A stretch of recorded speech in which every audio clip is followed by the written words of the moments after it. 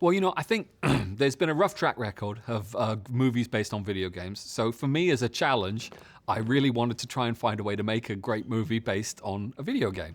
I was a fan of Warcraft for a very long time, so that was one opportunity.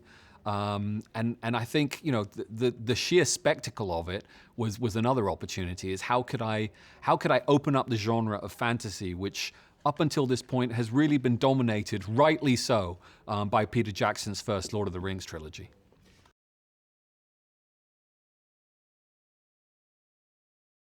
I used to play another massively multiplayer online game called Ultima Online, and when I used to run a guild for it, bit of nerd.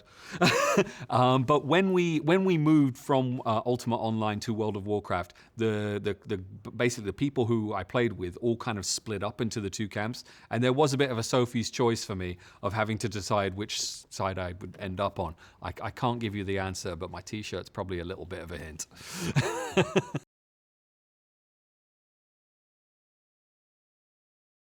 Yeah, absolutely. Wherever I could, there's obviously lots of Easter eggs in the movie.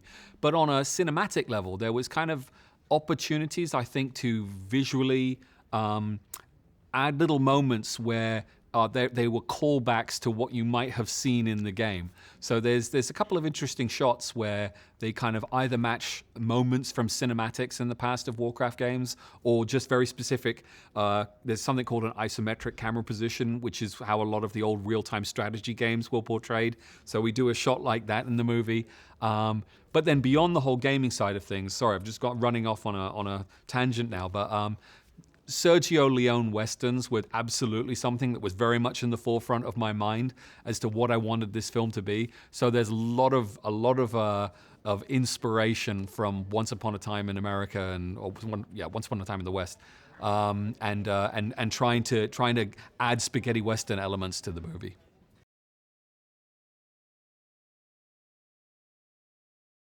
Yeah, I mean, if we're very lucky and people enjoy this movie, we would love to do another one, and and then another one after that. Certainly a trilogy. I feel like we have made a self-contained movie, but at the same time, there are definitely threads there that would allow us to go a little bit further with the story. There's actually a surprising amount of families in this movie, on the orc side and on the human side.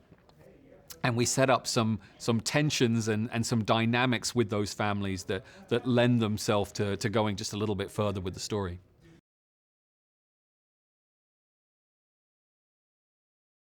I think the fact that I wanted to tell the orc story as well as the human story and treat them as heroes is probably what won me the job.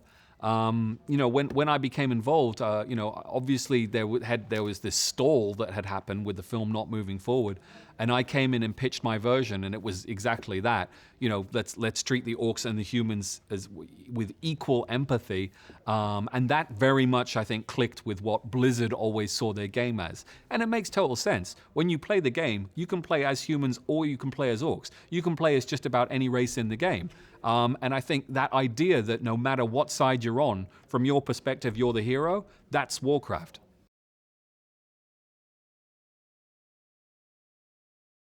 Sam Bell. Yes, absolutely. From Warcraft, it's Duratan. Duratan and his wife Draka, who was pregnant at the time, and my wife will be giving birth next month when the film comes. Well, my wife will be giving out when the movie comes out. So it's a crazy, strange synchronicity. But I love Duratan and Draka's relationship.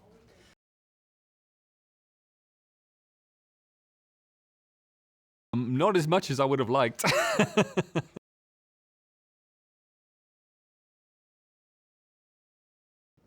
There's certainly something I would like to take home, and you know what? It's not a spoiler, but it adds an unwanted spotlight to a part of the film until the film comes out. But there's certainly a very specific prop that I would love to get hold of.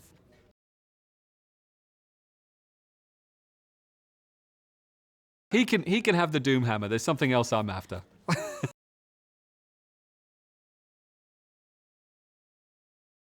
It is, and it's interesting because it was totally unintentional, but there was an amusing self-segregation that went on in the cast between our orc cast and our human cast.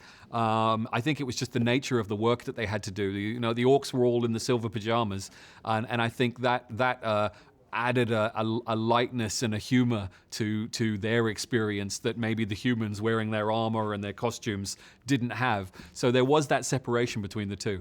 But you know, I think my job was so constant and so busy. It really was just about consistently and constantly letting the cast understand and see what the vision was for the final product.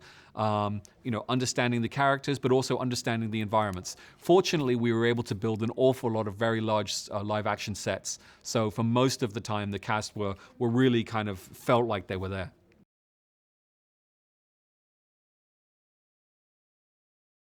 I'm not sure I was ever up late enough. You know, the thing about actors is that when the day's done, they get to go and relax and have fun. I don't. I have to get ready for the next day's shooting.